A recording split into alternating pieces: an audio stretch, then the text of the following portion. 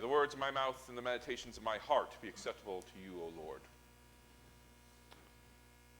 I spend a lot of time with my 2-year-old son, Jackson, when Chelsea's not able to, is not able to do it. With her doing student teaching this year, I've been doing a lot more child care.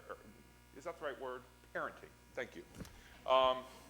And one of the things that I've discovered that maybe I should have already known is that communicating with a 2-year-old is extremely difficult. He has words, but he's not always able to find the right one to express what's going on, and so I have to make judgment calls, assumptions that I know what's best for him. I remember this recently. I was really struggling to get him to eat at all. His breakfast, his lunch, his dinner, he's not big into trying new things. And so if it's not chicken nuggets or French fries or waffles, he generally just leaves his food until he gets hungry enough to eat whatever it is that's in front of him. And it can be really frustrating and exasperating at times. And so I remember a day where I was really struggling to get him to just eat anything. And he had the chicken nuggets and he had the French fries, so at least he had some protein in him and some carbs. But I really just couldn't get him to eat anything else, and I was so frustrated. I went through the house just trying to find anything that he would eat, and he just wasn't doing it. And I have to admit, you don't want to get angry at your 2-year-old because they're 2 and they're cute, but when you're spending so much time with them, it just happens. And so we're getting ready for bed, and he all of a sudden starts saying, "Daddy, towel? Towel?" And I'm like, is he asking for a towel? Why is he asking for a towel? And I look at him, and his lunch is all over him. And I didn't realize that he was sick. I didn't realize that was the reason he wasn't eating. I assumed that I knew the reason he wasn't eating, but I was wrong. In fact, this time, him choosing not to eat probably was the best thing for him. And I think that when it comes to communicating, sometimes we need to take a step back and just realize that even though at times we think we know what is best, we're not always processing all the information that we need to in order to make the right judgment calls. Isaiah tells us that one of the sins that we make is we turn to our own ways. We live in our own little bubbles. And we don't connect those bubbles to the other people that are in life with us. We don't pay attention to their needs. We don't pay attention to their ways or their understandings.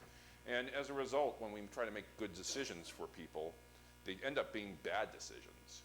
And this is something that I think Jesus is telling James and John when they say to Jesus, "Hey, put us on your right and your left hand. Aren't we your best disciples?"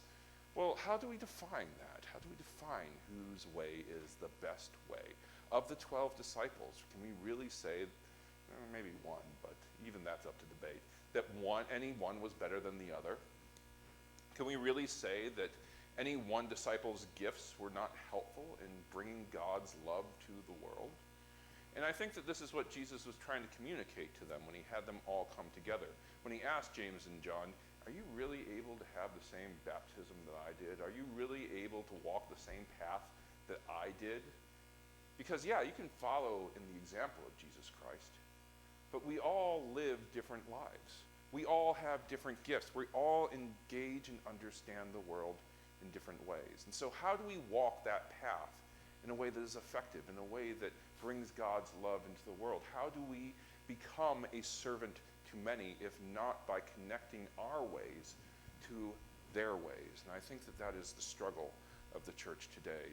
There are some folks who find ways in which they can communicate, but maybe are not listening to the actual needs of what other people want. And there are those who try to listen to the needs of others within our communities, but aren't really up there as far as communication goes. And that is something that we all struggle with. It's just a human thing. How do we talk to others in a way that doesn't tick people off?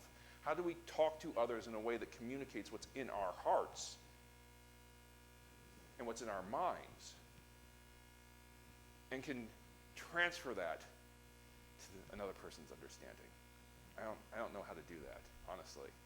You know, I spent most of my life trying to figure out how to communicate, and I'm still messing up most of the time. But this is what Jesus tells us that we as followers of God are called to do, to communicate God's love to God's children. And Jesus says that the best way in which we can do that is to serve God's children, to connect our understanding to the understandings of others. Because maybe somehow if we're able to do that, we can figure things out. We can join our superpowers together. This church has a lot of superpowers. We have a lot to offer. And I think that the challenge set before us is how do we connect those powers to everything else that's going on around us? How do we connect those powers to even each other here in the congregation? And it is a worthwhile endeavor, I feel, to try to open up those pathways of communication, to find more ways in which we can gather and get to know each other, to find more ways in which we can celebrate the love of God, and also to educate each other. You know, sometimes you need a translator in order to be able to communicate what's already special that's going on. And so, how do we bring this call of Christ to be servants, to be great leaders, to be effective decision makers into the world? That's not something that I feel that I am put here to give you an answer to. I don't think that that's what Jesus was trying to give his disciples when he said that the greatest among you will be a slave to all of you. What he was trying to do was to give us a framework and to use his life as an example of that. By asking your neighbor, Claire, what can I do for you? Lois, what can I do for you? By trying to better understand them and who they are, which is something I struggle with a lot, we are able to let God's love into the world. Amen.